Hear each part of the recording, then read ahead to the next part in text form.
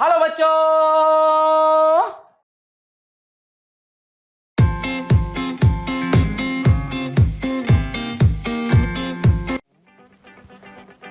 मैं जानता हूं मैं तुम्हारी जिंदगी भर की खुशी नहीं बन सकता, लेकिन इसको पल भर का सुकून ही मान लीजिए।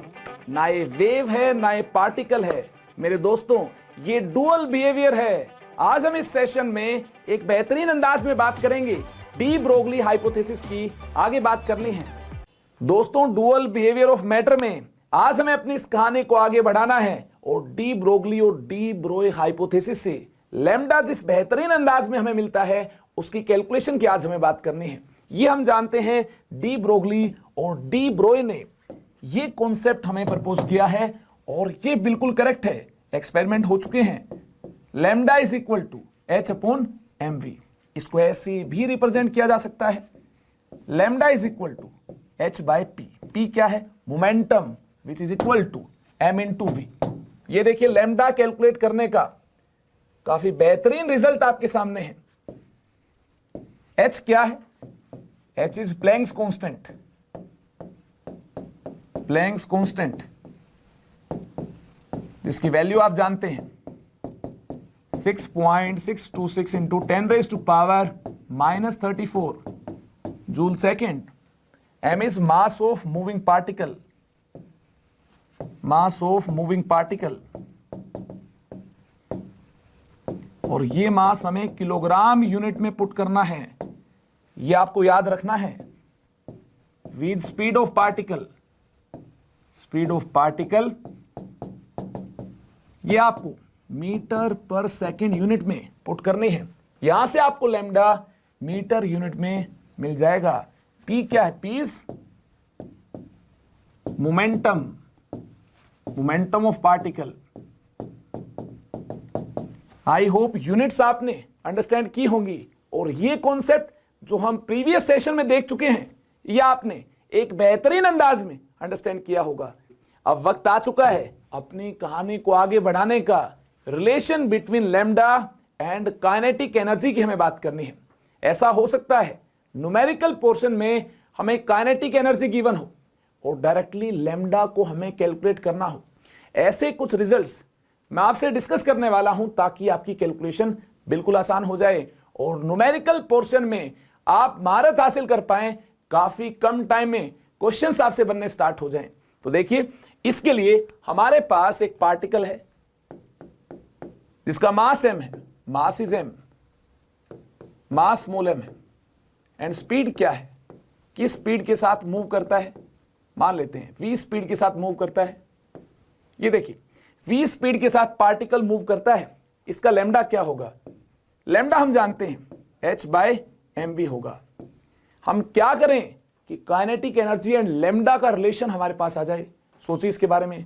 इसके लिए हमें देखिए काइनेटिक एनर्जी किसके इक्वल है ये सबसे पहले हमें अंडरस्टैंड करना होगा। ये आप जानते हैं 1/2 into M into V raise to power 2 के इक्वल है। इसके लिए देखिए मैं क्या करता हूं, m से मल्टीप्लाई करता हूं और m से ही डिवाइड करता हूं। ऐसा कर सकता हूं? जी हां, किसी भी क्वांटिटी को सेम क्वांटिटी से मल्टीप्लाई भी किया जा सकता है और डिवाइड भी किया जा सकता है। तो काइनेटिक एनर्जी को मैंने m से मल्टीप्लाई किया और m से ही डिवाइड किया। इससे देखिए मुझे क्या मिलता है। मेरी इंटेंशन क्या है? मेरी इंटेंशन ये है, बिल्कुल साफ है, m इंटू वी को कैसे हम काइनेटिक एनर्जी की फॉर्म में एक बेहतरीन अंदाज में एक्सप्रेस कर पाए। तो देखिए इसको काइनेटिक एनर्जी की फॉर्म में एक्सप्रेस करने के लिए मैंने यहां पर kinetic energy is equal to 1/2 into M raise to power 2 V raise to power 2 divided by M. इस फॉर्म में मैंने इसको रिप्रेजेंट किया है। तो देखिए 2 इंटू एम काइनेटिक एनर्जी के साथ मल्टीप्लाई होने के बाद हमें क्या मिलता है? हमें मिलता है 2 into M into kinetic energy is equal to M raise to power 2 V raise to power 2। Clear है बात? ये देखिए ये पावर 2 यहां नहीं होगी तो यहां क्या होगा? इसकी पावर 1/2 होगी।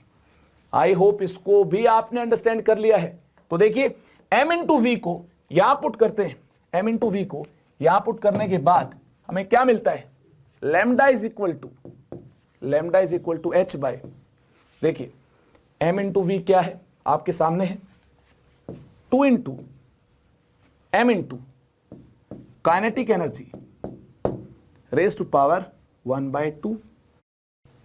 यानी यहां से हमें एक बेहतरीन रिजल्ट मिलता है जिसकी हमें तलाश थी, lambda is equal to H upon √2kEm।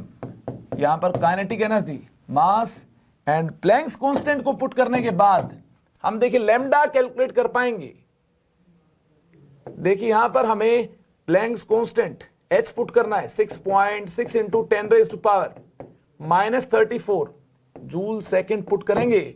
इसके साथ ही काइनेटिक एनर्जी को जूल यूनिट में पुट करेंगे एंड मास किलोग्राम में पुट करना होगा, तो फाइनल आंसर लैम्डा हमें मीटर यूनिट में मिल पाएगा।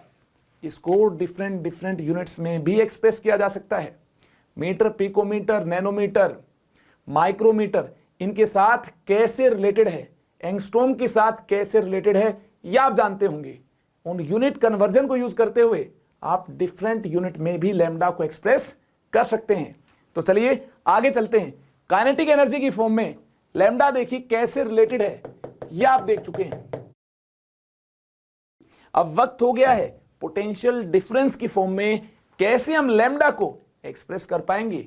इसके लिए सबसे पहले हमें kinetic energy and potential difference का क्या रिलेशन होगा, इसकी हमें बात करनी है। देखिए टू प्लेट्स हैं अपोजिटली चार्ज्ड, इस पर प्लस चार्ज है और इस पर माइनस चार्ज है, और चार्ज पार्टिकल हमारे पास या तो प्लस क्यू होगा या माइनस क्यू होगा। पहले बात करते हैं प्लस क्यू की। एक्सेलरेट होगा, नेगेटिवली चार्ज्ड प्लेट की तरफ अट्रैक्ट होगा। अगर हमारे पास माइनस क्यू चार्ज है तो ये कौन सी प्लेट की तरफ अट्रैक्ट होगा, देखिए negatively charge particle positive plate की तरफ अट्रैक्ट होगा। पूरी पिक्चर आपके सामने है। और पोटेंशियल डिफरेंस क्या है, देखिए पोटेंशियल डिफरेंस कैपिटल V है। Potential difference is capital V। If A particle carrying a charge Q is accelerated with a potential difference of V, then kinetic energy is given by, देखिए kinetic energy and potential difference का क्या relation होगा, ये हमें जानना है। ये आपको याद रखना है। एनर्जी की फॉर्म में अगर हमें एक्सप्रेस करना हो पोटेंशियल डिफरेंस को यूज करते हुए, तो एनर्जी की फॉर्म में ऐसे एक्सप्रेस किया जा सकता है। कैसे, potential difference into magnitude of charge, ये क्या है, एनर्जी है। और ये एनर्जी इलेक्ट्रोस्टैटिक पोटेंशियल एनर्जी है। पोटेंशियल डिफरेंस को चार्ज के मैग्नीट्यूड से मल्टीप्लाई कर दिया जाए, ये याद रखना आपको। ये क्या है, इलेक्ट्रोस्टैटिक पोटेंशियल एनर्जी है। यानी यहां पर चार्ज पार्टिकल किस वजह से एक्सेलरेट हुआ है, इसी इलेक्ट्रोस्टैटिक पोटेंशियल एनर्जी की वजह से चार्ज पार्टिकल एक्सेलरेट हुआ है। तो क्या करना होगा, एनर्जी कंजर्वेशन को हमें अप्लाई करना होगा। कैसे, इस एनर्जी को इक्वेट करना होगा 1/2 mv² से। जी हाँ, यही एनर्जी की फॉर्म क्या प्रोवाइड करती है, काइनेटिक एनर्जी, क्योंकि एनर्जी तो कंजर्व्ड है। क्लियर है बात। तो ये काइनेटिक एनर्जी कहां से मिलती है, इलेक्ट्रोस्टैटिक पोटेंशियल एनर्जी से ही काइनेटिक एनर्जी यहां पर चार्ज पार्टिकल की होगी। क्लियर है बात। तो इस प्रकार से इलेक्ट्रोस्टैटिक पोटेंशियल एनर्जी को पोटेंशियल डिफरेंस इनटू चार्ज के मैग्नीट्यूड से हमने एक्सप्रेस कर दिया है, और ये काइनेटिक एनर्जी के इक्वल है, जिस काइनेटिक एनर्जी के साथ ये चार्ज पार्टिकल मूव कर रहा होगा। यहां से देखिए kinetic energy is equal to V into Q. इसको हम पुट करेंगे, कहां पुट करेंगे, देखिए इस रिजल्ट में इसको पुट किया जाएगा। रिजल्ट आपके सामने है, lambda is equal to H divided by √2kEm। यहां देखिए मैंने पुट किया काइनेटिक एनर्जी को Q इंटू V, ये पुट किया, तो हमें क्या रिजल्ट मिलता है, इसकी हमें बात करनी है। Lambda is equal to H divided by √2qVm। जी हाँ, काइनेटिक एनर्जी को हमने पुट किया क्या, V इंटू क्यू। अगर काइनेटिक एनर्जी को V इंटू क्यू या Q इंटू वी पुट करते हैं तो लैम्डा पोटेंशियल डिफरेंस को यूज करते हुए क्या होगा, ये आपके सामने होगा। जो कुछ होगा ये आपके सामने होगा। क्या होगा, याद कीजिए इसको भी, ये भी एक बेहतरीन रिजल्ट है। इसको यूज करते हुए हम lambda for electron, lambda for proton, lambda for alpha particle calculate करेंगे। ऐसे क्वेश्चंस एग्जाम में आएंगे। लैम्डा कंपेयर कीजिए इलेक्ट्रॉन, प्रोटॉन, अल्फा पार्टिकल का, आप आसानी के साथ इस रिजल्ट को यूज करते हुए लैम्डा कंपेयर कर पाएंगे। इसके बाद हम electron, proton and alpha particle पर इस रिजल्ट को अप्लाई करना होगा, उनकी वेवलेंथ कैलकुलेट करनी होगी, कंपैरिजन भी होगा, कैलकुलेशन भी होगी, और वहां से हम डिराइव कर पाएंगे कुछ बेहतरीन शॉर्टकट्स को, जिनको यूज करते हुए आसानी के साथ electron, proton and alpha particles के लैम्डा हम क्वेश्चंस में सोल्व कर पाएंगे, कैलकुलेट कर पाएंगे। देखिए कैसे। सबसे पहले बात होगी लैम्डा ई की। Calculation of lambda E. Lambda E is wavelength of electron. देखिए लैम्डा ई क्या है, यह है wavelength of electron. Wavelength of electron क्या होगी, आइए इसकी बात करें। फॉर्मूला हमारे पास क्या है, lambda is equal to h divided by under root 2qvm। यहां देखिए h क्या पुट करेंगे, h हम पुट करेंगे 6.6 इंटू 10⁻⁻34 जूल सेकेंड। चार्ज क्या होगा, इलेक्ट्रॉन का चार्ज क्या होगा, मैग्नीट्यूड पुट करना है कूलम यूनिट के साथ 1.6 इंटू 10⁻⁻19 कूलम, और v क्या है ये आप जानते हैं, पोटेंशियल डिफरेंस है। इसको पुट नहीं करेंगे, पोटेंशियल डिफरेंस तो वेरी हो सकता है, बिल्कुल हो सकता है। मास क्या है, कांस्टेंट होगा 9.1 इंटू 10⁻31 किलोग्राम होगा। इसको मैंने किलोग्राम यूनिट में पुट किया। वक्त आ गया है फाइनल एक्सप्रेशन को या एक बेहतरीन अंदाज में रिप्रेजेंट करने का। ये सब कैलकुलेशन इलेक्ट्रॉन के लिए हुई है, तो लैम्डा क्या होगा, लैम्डा इलेक्ट्रॉन होगा, लैम्डा फॉर इलेक्ट्रॉन होगा। लैम्डा फॉर इलेक्ट्रॉन क्या मिलता है, इसको सिंप्लीफाई करने के बाद देखिए आपको मिलता है 12.27 divided by under root v into 10⁻⁻10 metre, 10⁻⁻10 metre. अगर इसको एंगस्ट्रॉम में एक्सप्रेस किया जाए, हम जानते हैं 1 A0 इज 10⁻⁻10 मीटर। तो यहां से देखिए A0 यूनिट में लैम्डा ई क्या होगा, 12.27 divided by under root v, इतना A0 होगा। आई होप इसको भी आपने याद कर लिया है। इसको याद करना है, अगर आप इसको याद कर चुके हैं तो न्यूमेरिकल्स में इसको हम आसानी के साथ यूज कर पाएंगे। अब वक्त हो गया है ऐसे ही कैलकुलेशन ऑफ लैम्डा पी की बात करने का। लैम्डा पी क्या होगा, lambda P is wavelength of proton. अगर प्रोटॉन मूव कर रहा हो, पोटेंशियल डिफरेंस v हो, तो देखिए लैम्डा पी क्या होगा, इसके साथ एसोसिएटेड वेवलेंथ होगी lambda P, wavelength of proton. तो देखिए एक बार फिर से lambda is equal to h upon under root 2qvm, इसको अप्लाई करना होगा। या मास हम पुट करेंगे प्रोटॉन का, चार्ज हम प्रोटॉन का पुट करेंगे। मैग्नीट्यूड की बात करनी है, चार्ज क्या होगा 1.6 into 10⁻⁻19 coulomb.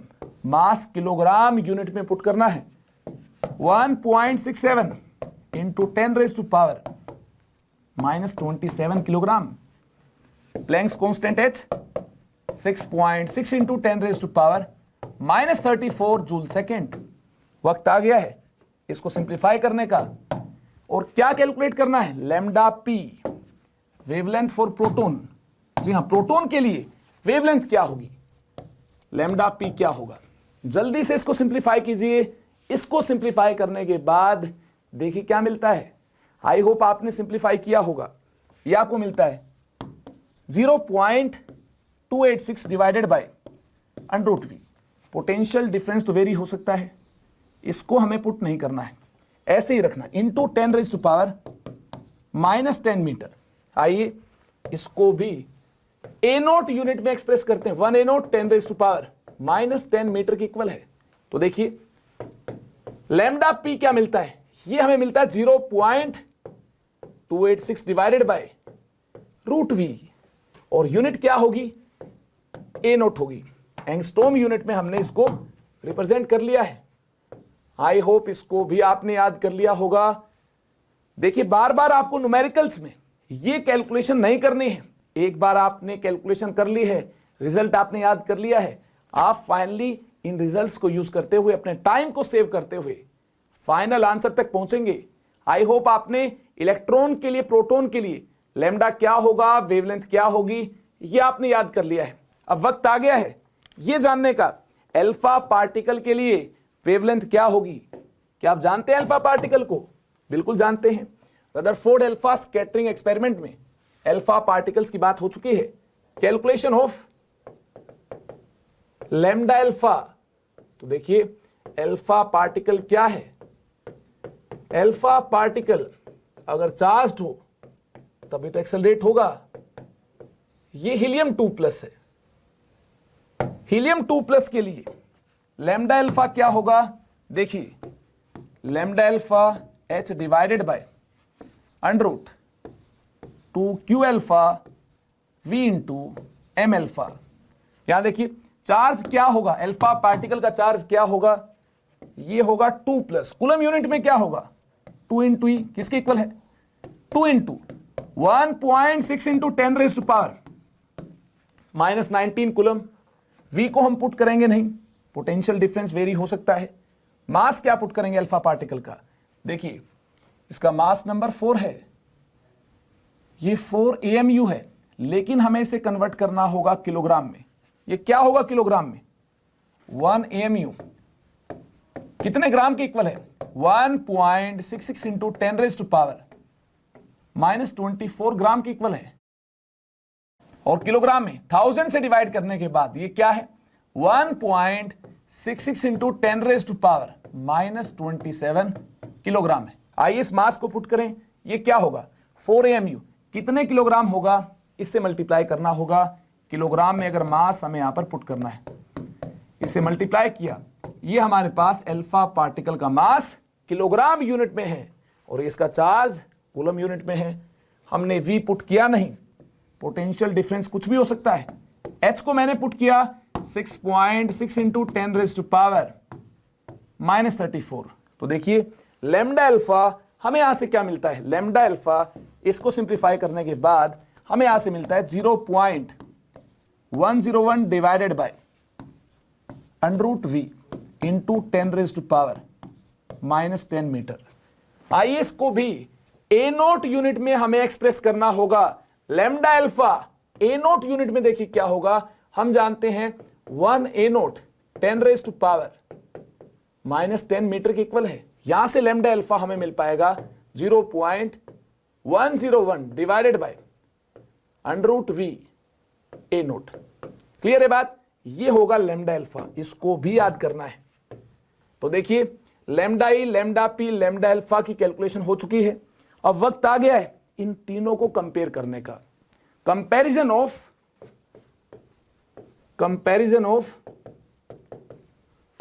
Lambda alpha, lambda P and lambda E. आइए इन तीनों को कंपेयर करते हैं। कंपैरिजन पर हमें क्या मिलता है, ध्यान से देखिए।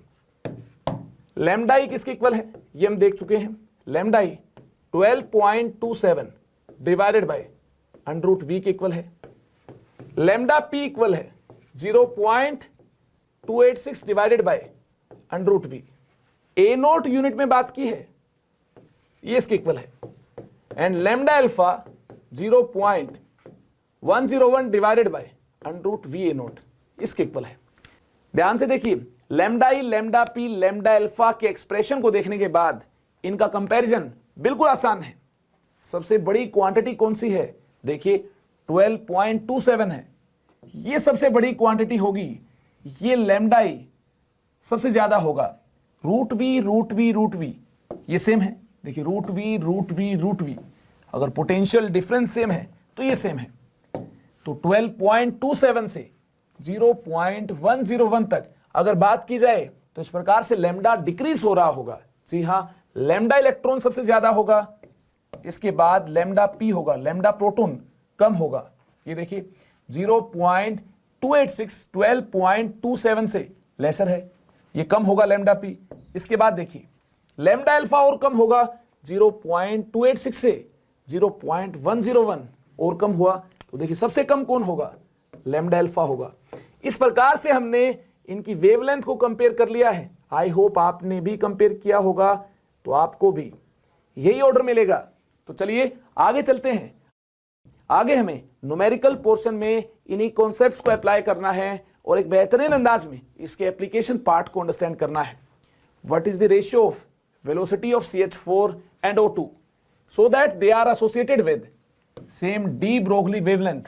जी हां, अगर O2 एंड CH4 मूव करते हैं, इनके साथ same de Broglie wavelength associated है, तो वेलोसिटी का रेशियो क्या होगा, इसकी हमें बात करनी है। देखिए हमारे पास डी ब्रोगली कॉन्सेप्ट से लैम्डा CH4 है, क्या है, एक्सप्रेशन है H divided by MCH4 into VCH4। हमारे पास लैम्डा O2 का एक्सप्रेशन है, क्या है, H divided by MO2 into VO2। देखिए रेशियो लेने पर क्या मिलता है, रेशियो लेने पर अगर ये दोनों लैम्डा सेम है, कैंसिल हो जाएंगे, इससे कैंसिल होगा, H से H कैंसिल होगा। क्लियर है बात। इसके बाद देखिए हमें इनके मास का भी रेशियो लेना होगा। यहां से हमें क्या मिलता है, यहां से हमें 1/1 is equal to MO2 into VO2 divided by MCH4 into VCH4। यानी यहां पर हमें मासेस पुट करने होंगे। जिस यूनिट में आप इसको पुट करेंगे, उसी यूनिट में इसको भी पुट करना होगा। कैसे पुट करेंगे, ध्यान से देखिए। MO2 क्या होगा, AMU में पुट करते हैं, 16 इंटू 2 होगा, 32 होगा। ये देखिए क्या होगा, MCH4 12 plus 1 into 4, atomic mass carbon का 12 है, कार्बन 1 है, 1 से मल्टीप्लाई किया। हाइड्रोजन का एटॉमिक मास 4 है, और देखिए 4 हाइड्रोजन है, एटॉमिक मास हाइड्रोजन का 4 है, और हाइड्रोजन का नंबर क्या है, 4 है, तो इसको मल्टीप्लाई किया 4 से। यहां से मोलिकुलर मास क्या मिलता है, 16 मिलता है। देखिए 16 2 जा 32, यहां से 2 मिलेगा आपको। यानी रेशियो क्या होगा, वेलोसिटी का रेशियो क्या होगा, VO2 डिवाइडेड बाय VCH4। ध्यान से देखिए, VO2 divided by VCH4 is equal to 1/2। ये रेशियो आपको मिलता है। आई होप आप भी इसके फाइनल आंसर तक पहुंच गए हैं। चलिए इसके बाद आगे चलते हैं। एक सिंपल सोबर क्वेश्चन आपके सामने है। At 200 degree Celsius hydrogen molecules have velocity 2.4 into 10⁵ centimetre per second. Calculate de Broglie wavelength lambda. Lambda हमें कैलकुलेट करना है। कैसे कैलकुलेट करेंगे, हमारे पास रिजल्ट है, lambda is equal to H divided by MV। ध्यान से देखिए, H को क्या पुट करेंगे, 6.6 इंटू 10⁻⁻34। H2 मोलिक्यूल का मास क्या पुट करना होगा, ध्यान से देखिए, H2 मोलिक्यूल का मास हमें किलोग्राम में पुट करना होगा। ये हम जानते हैं, मास किलोग्राम में ही पुट करते हैं। मोलिक्यूल का मास यहां से हमें एटॉमिक मास यूनिट में मिलेगा। अब देखिए 1 AMU कितने किलोग्राम के इक्वल है, ये इक्वल है 1.66 इंटू 10⁻⁻27 किलोग्राम की। जल्दी से हमें इस 2 AMU को किलोग्राम में कन्वर्ट करना होगा और यहां पर पुट करना होगा। 2 AMU कितने किलोग्राम के इक्वल है, 2 इंटू 1.66 इंटू 10⁻⁻27 इतने किलोग्राम के इक्वल H2 मॉलिक्यूल का मास होगा। इसको हमने पुट किया। स्पीड हमें मीटर पर सेकंड में पुट करनी है। ये देखिए 2.4 इंटू 10⁵ सेंटीमीटर पर सेकंड है। इसको हमें मीटर में कन्वर्ट करना होगा। कैसे कन्वर्ट करेंगे, मीटर पर सेकंड में 2.4 इंटू 10⁵ डिवाइडेड बाय 100। हम जानते हैं 1 मीटर 100 सेंटीमीटर के इक्वल है। तो हमने इसको 100 से डिवाइड किया तो सेंटीमीटर पर सेकंड से मीटर पर सेकंड में मिल जाएगी। इसके बाद क्या करना है, इसके बाद इसको सिंप्लीफाई करना है, जल्दी से इसको सिंप्लीफाई करना होगा। सिंप्लीफाई करने के बाद 8.27 इंटू 10⁻⁻9 मीटर, ये लैम्डा आपको मिल पाएगा। आई होप आप भी इसके फाइनल आंसर तक पहुंच चुके हैं। ऐसा है तो चलिए आगे चलते हैं, कुछ और न्यूमेरिकल्स की बात करते हैं ताकि आप महारत हासिल कर पाएं और डी ब्रोगली वेवलेंथ से रिलेटेड जितने भी टाइप के क्वेश्चंस बन सकते हैं, हमें सभी टाइप के क्वेश्चंस में पूरी प्रैक्टिस करनी होगी, मजबूती लानी होगी हर कॉन्सेप्ट के एप्लीकेशन पार्ट में। देखिए एक और क्वेश्चन आपके सामने है, what will be ratio of de Broglie wavelength of proton and alpha particle having same kinetic energy. देखिए lambda alpha by lambda P की बात करनी है या lambda P by lambda alpha की बात करनी है। देखिए लैम्डा पी क्या होगा, लैम्डा पी होगा h डिवाइडेड बाय √2qvm, या फिर काइनेटिक एनर्जी की फॉर्म में बात की जाए तो 2 KEM, ये होगा यहां पर। एंड लैम्डा अल्फा क्या होगा, h डिवाइडेड बाय √2 KEM। यहां पर मास अल्फा पार्टिकल का पुट करना होगा या मास प्रोटॉन का पुट करना होगा। प्रोटॉन का मास एंड अल्फा पार्टिकल का मास किस प्रकार से डिफर करता है। देखिए प्रोटॉन का मास अगर यहां पर स्मॉल m है, अल्फा पार्टिकल का मास इसका 4 टाइम्स होगा, ये 4m होगा। देखिए प्रोटॉन का मास 1 AMU के इक्वल है, जी हां 1 AMU किसके इक्वल, 1.66 इंटू 10⁻⁻24 ग्राम के इक्वल है। और अल्फा पार्टिकल हीलियम 2+, इसका मास नंबर क्या है 42 है, तो इसका मास क्या हुआ 4 AMU हुआ, यानी 4 टाइम्स हुआ। तो इसका मास m पुट करेंगे तो इसका मास हमें क्या पुट करना होगा, 4m पुट करना होगा। आइए रेशियो लेने पर क्या मिलता है, रेशियो लेने पर h से h कैंसिल हो जाएगा। ये देखिए 2 इंटू काइनेटिक एनर्जी से 2 इंटू काइनेटिक एनर्जी भी कैंसिल हो जाएगा। काइनेटिक एनर्जी सेम है, सेम काइनेटिक एनर्जी हो तो इस प्रकार से रेशियो लेने पर काइनेटिक एनर्जी से काइनेटिक एनर्जी भी कैंसिल हो जाएगी। यहां देखिए क्या मिलता है, m से m कैंसिल हो जाएगा। यहां हमें lambda p by lambda alpha मिलता है, क्या मिलता है देखिए √4/1, ये 4 ऊपर होगा एंड 1 नीचे होगा। यहां से रेशियो क्या मिलता है, ध्यान से देखिए lambda p by lambda alpha, lambda p by lambda alpha is equal to √4/1, √4 2 के इक्वल है। ये रेशियो हमें 2:1 मिलता है इस प्रकार से। आई होप आप भी इसके फाइनल आंसर तक पहुंच चुके हैं। चलिए इसके बाद आगे चलना होगा, काइनेटिक एनर्जी को यूज करते हुए डी ब्रोगली वेवलेंथ कैसे कैलकुलेट की जाएगी, इसकी हमें बात करनी है। ए मूविंग पार्टिकल देखिए क्या है, मूविंग पार्टिकल इलेक्ट्रॉन है। A moving particle electron has 5 into 10⁻⁻25 joule of kinetic energy. Calculate de Broglie wavelength lambda. देखिए लैम्डा क्या होगा, h divided by √2 into k into m, इसको हमें अप्लाई करना है। प्लैंक्स कांस्टेंट h क्या है 6.6 इंटू 10⁻⁻34 है, divided by √2 into k into m, kinetic energy हमें जूल यूनिट में पुट करनी होगी 5 इंटू 10⁻⁻25, इसको हमने पुट किया। एंड इलेक्ट्रॉन का मास किलोग्राम यूनिट में पुट करना होगा 9.1 इंटू 10⁻31 किलोग्राम। इसको आपको सिंप्लीफाई करना होगा और फाइनल आंसर तक पहुंचना होगा। आई होप आपने इसको सिंप्लीफाई कर लिया है। अगर आप इसको सिंप्लीफाई कर चुके हैं तो क्या आपका फाइनल आंसर ये है 6.9 इंटू 10⁻⁻7 मीटर। अगर आपका फाइनल आंसर बिल्कुल यही है तो आगे चल सकते हैं। एक और क्वेश्चन आपके सामने है, an electron with velocity v is found to have certain value of d Broglie wavelength। d Broglie wavelength की certain value होगी अगर velocity v है। इसके बाद हमें देखिए आंसर क्या करना है, हमें कैलकुलेट करनी है न्यूट्रॉन की velocity in order to obtain same value of d Broglie wavelength। अगर दोनों की d Broglie wavelength सेम हो तो velocity न्यूट्रॉन की क्या होगी, इसकी हमें बात करनी है। देखिए lambda for electron is h divided by me into V, electron के लिए मास होगा, इलेक्ट्रॉन के लिए वेलोसिटी होगी। ऐसे ही lambda for neutron is equal to h divided बाय mass of neutron into velocity of neutron. आइए रेशियो लेंगे, रेशियो लेने के बाद देखिए क्या मिलता है, लैम्डा ई से लैम्डा एन कैंसिल हो जाएगा। हमें गिवन है दोनों का लैम्डा सेम है, अगर दोनों का लैम्डा सेम है तो लैम्डा से लैम्डा कैंसिल होगा, h से h कैंसिल होगा। क्लियर है बात। अब देखिए यहां से वेलोसिटी का रेशियो क्या मिलेगा, इसको जरा ध्यान से देखिए।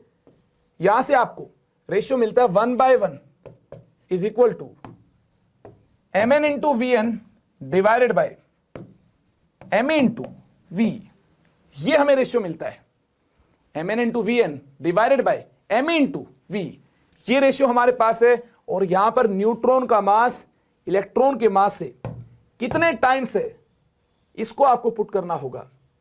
न्यूट्रॉन का मास इलेक्ट्रॉन के मास से कितने टाइम्स है, यह आपको बताया जा चुका है। सब एटॉमिक पार्टिकल्स की डिस्कवरी के दौरान आपको बताया जा चुका है कि 1837 टाइम्स है। इसको पुट करने के बाद ध्यान से देखिए Vn बाय V आपको क्या मिलता है, इसको पुट करने के बाद Vn बाय V आपको मिलता है 1 डिवाइडेड बाय 1837। ये होगा इसका फाइनल आंसर। आइए आगे चलते हैं। इसके बाद हमारे पास एक बेहतरीन क्वेश्चन है। क्वेश्चन देखिए क्या है, an electron is continuously accelerated in vacuum tube by applying potential difference if de Broglie wavelength is decreased by 1%। 1% से de Broglie wavelength डिक्रीज हो जाएगी तो क्या होगा, आगे देखिए। Calculate change in kinetic energy of the electron, kinetic energy का change क्या होगा, और ये परसेंटेज में हमें एक्सप्रेस करना है। Percentage change in kinetic energy की बात करनी है, यानी delta kinetic energy divided by kinetic energy 1 की बात करनी है, और इनटू क्या करना होगा, 100 करना होगा। इसको सिंप्लीफाई करना है। सोचिए क्या करना होगा। मान लेते हैं हमारे पास इनिशियल लैम्डा 1 है जो कि इक्वल है काइनेटिक एनर्जी की फॉर्म में h divided by √2ke1 into m, इसके इक्वल है। लैम्डा 2 क्या है, देखिए 1% से लैम्डा हमें डिक्रीज करना होगा, तो लैम्डा 2 क्या हो जाएगा, लैम्डा 1 माइनस लैम्डा 1 इंटू 1/100। 1% से लैम्डा को हमने डिक्रीज कर दिया है, तो लैम्डा 2 क्या होगा, ध्यान से देखिए 99 इंटू लैम्डा 1/100 होगा। ये किसके इक्वल होगा, ये इक्वल होगा h divided by √2ke 2 into M, इसके इक्वल होगा। ये देखिए 1 है, ये 2 है। क्या करना होगा, रेशियो लेना होगा, बात करनी होगी ke2 बाय ke1 की। देखिए 1 डिवाइडेड बाय 2, ये रेशियो लेने पर आपको क्या मिलता है, 1 डिवाइडेड बाय 2, ये रेशियो लेने पर लेफ्ट साइड आपको मिलता है lambda 1 divided by 99 lambda 1 divided by 100। Right side आपको क्या मिलता है, देखिए h divided by √2ke1 into M divided by h divided by √2ke2 into M. देखिए h से h कैंसिल होगा, m से m कैंसिल होगा, 2 से 2 कैंसिल होगा, लैम्डा 1 से लैम्डा 1 कैंसिल होगा। देखिए यहां से हमने बात की है 1 डिवाइडेड बाय 2 की, कुछ टर्म्स कैंसिल होंगी, और उसके बाद हमें देखिए क्या मिलता है, कुछ टर्म्स के कैंसिल करने के बाद हमें यहां पर रेशियो मिलता है 100/99। 100/99 is equal to √ke2 divided by ke1। दोनों तरफ देखिए स्क्वायर करने पर हमें क्या मिलेगा, on squaring both sides we get ke2/ke1, we get ke2/ke1 is equal to 1.02 divided by 1। Kinetic energy का रेशियो हमें ये मिलता है। इसके बाद डेल्टा काइनेटिक एनर्जी की बात करनी होगी, यानी हमें बात करनी होगी Ke2 माइनस Ke1 की। काइनेटिक एनर्जी इंक्रीज हुई है, जी हां, लैम्डा डिक्रीज हुआ है, काइनेटिक एनर्जी इंक्रीज होगी, क्योंकि दोनों के दोनों इनवर्सली रिलेटेड। आप देख सकते हैं lambda is equal to h divided by √2 Km। ये देखिए लैम्डा डिक्रीज होगा तो काइनेटिक एनर्जी इंक्रीज हुई होगी, तो लैम्डा डिक्रीज हुआ है तो काइनेटिक एनर्जी इंक्रीज हुई होगी। ये आप देख सकते हैं ये रेशियो 1 से ग्रेटर मिलता है। अगर ये रेशियो 1 से ग्रेटर मिलता है तो काइनेटिक एनर्जी इंक्रीज हुई है। तो देखिए Ke2 माइनस Ke1 क्या होगा, Ke2 माइनस Ke1 और डिवाइडेड बाय Ke1, ये क्या होगा, जो ऑपरेशन आपने लेफ्ट साइड अप्लाई किया है वही आपको राइट साइड भी अप्लाई करना होगा। Ke2 1.02 के साथ है एंड Ke1 1 के साथ है, इसके बिल्कुल सामने है, आप देख सकते हैं। तो Ke2 माइनस Ke1 क्या होगा, 1.02 माइनस 1 डिवाइडेड बाय 1। देखिए इसमें से इसको माइनस किया है, इसमें से इसको माइनस किया है, तो 1.02 में से 1 को माइनस करना होगा, डिवाइडेड बाय Ke1 है, डिवाइडेड बाय Ke1 है, डिवाइडेड बाय 1 है, तो यहां पे डिवाइडेड बाय क्या है, 1 है। तो यहां पर हमें क्या मिलता है, डेल्टा Ke बाय Ke1, ये हमें मिलता है। किसके इक्वल मिलता है, 0.02 के इक्वल मिलता है। आइए बात करें percentage change in kinetic energy की। काइनेटिक एनर्जी में परसेंटेज चेंज क्या हुआ है, 0.02 डिवाइडेड बाय 1 इंटू 100 करना होगा। यानी हमने क्या किया, इसको 100 से मल्टीप्लाई किया तो इसको भी 100 से मल्टीप्लाई करना होगा। जी हां, इसको भी हमने 100 से मल्टीप्लाई किया, तो परसेंटेज चेंज हमें 2% मिलता है, यानी 2% से काइनेटिक एनर्जी इंक्रीज हुई है। आई होप ये आपने अंडरस्टैंड किया है। लैम्डा डिक्रीज होगा तो काइनेटिक एनर्जी इंक्रीज होगी।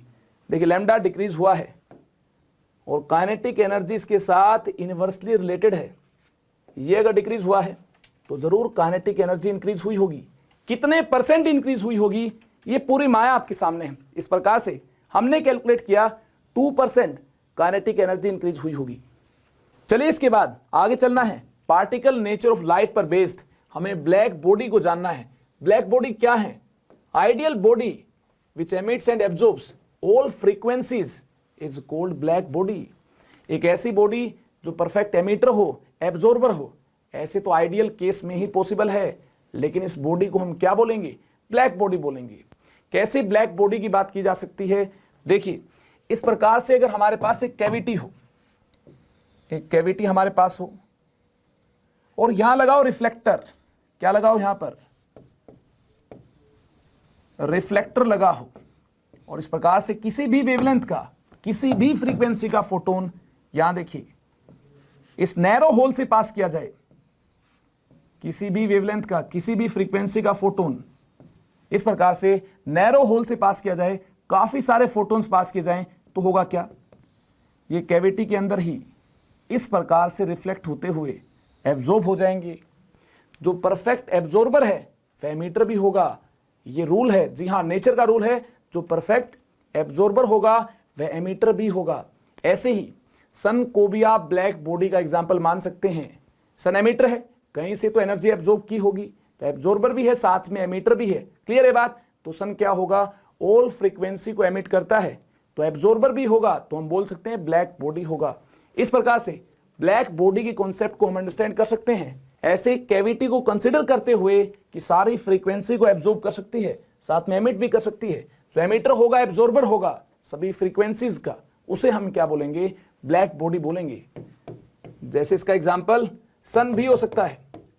आई होप इसको आपने अंडरस्टैंड कर लिया है। ये भी लाइट के पार्टिकल नेचर पर ही बेस्ड है। काला इंसान, काला कपड़ा, ऐसे कोई ब्लैक बॉडी नहीं है। ब्लैक बॉडी का मीनिंग आप अंडरस्टैंड कर लीजिए, जो परफेक्ट एब्जॉर्बर है और परफेक्ट एमिटर है, उसी बॉडी को क्या बोला जाएगा, ब्लैक बॉडी बोला जाएगा। और लाइट की पार्टिकल नेचर पर बेस्ड है ये। ध्यान से देखिए, intensity of radiation emitted versus lambda के ग्राफ की बात की जाए तो ग्राफ कैसा होगा। यहां देखिए, अगर एमिशन हो फोटोन्स का और इंटेंसिटी वर्सेस लैम्डा ग्राफ हमें प्लॉट करना हो तो देखिए ग्राफ हमें इस प्रकार से मिलता है। ग्राफ हमें कुछ इस प्रकार से मिलता है। किस टेम्परेचर पर? T1 टेम्परेचर पर ऐसा ग्राफ होगा, T2 टेम्परेचर पर ऐसा ग्राफ होगा। ऐसा क्यों होगा? काफी कम लैम्डा के साथ फोटॉन्स का नंबर कम होगा, काफी ज्यादा लैम्डा के साथ फोटॉन्स का नंबर क्या होगा? कम होगा। लेकिन मॉडरेट रेंज में फोटॉन्स का नंबर क्या होगा? लैम्डा की मॉडरेट रेंज में फोटॉन्स का नंबर ज्यादा होगा। क्लियर है बात? काफी कम लैम्डा कम फोटॉन्स का होगा, काफी ज्यादा लैम्डा भी कम फोटॉन्स का होगा। लैम्डा की मॉडरेट रेंज के अंदर ज्यादा फोटॉन्स होंगे। आई होप इसको आपने अंडरस्टैंड किया होगा। जो एनर्जी का डिस्ट्रीब्यूशन है ये यहां पर इवनली नहीं हुआ है। एक बार फिर से मैं आपको बताना चाहूंगा, काफी कम लैम्डा के साथ फोटॉन्स का नंबर कम होगा, काफी ज्यादा लैम्डा के साथ फोटॉन्स का नंबर क्या होगा? कम होगा। लेकिन लैम्डा की मॉडरेट रेंज में फोटॉन्स का नंबर क्या होगा? ज्यादा होगा। इसलिए आपको इस मॉडरेट रेंज की कोरस्पोंडिंग ये पीक दिखाई देती है। ये ज्यादा इंटेंस क्यों होगी? ज्यादा इंटेंस इसलिए होगी क्योंकि यहां पर मॉडरेट रेंज में जब लैम्डा है तो इसके कोरस्पोंडिंग फोटॉन्स का नंबर क्या है? ज्यादा है। क्लियर है बात? अब देखिए T1 T2 को कंपेयर किया जाए तो हाईयर टेम्परेचर पर ही ज्यादा इंटेंसिटी के साथ लाइट एमिट हो पाएगी। तो हम बोल सकते हैं T1 is greater than T2। I hope इसको आपने अंडरस्टैंड कर लिया होगा। और साथ में हम बात करेंगे वेन्स लॉ की। वेन्स लॉ क्या है? टेम्परेचर के साथ फ्रीक्वेंसी क्या होगी? ज्यादा होगी। टेम्परेचर इंक्रीज करते हैं तो फोटोन की फ्रीक्वेंसी क्या हो जाएगी? इंक्रीज कर जाएगी। एनर्जी क्या हो जाएगी? ज्यादा हो जाएगी।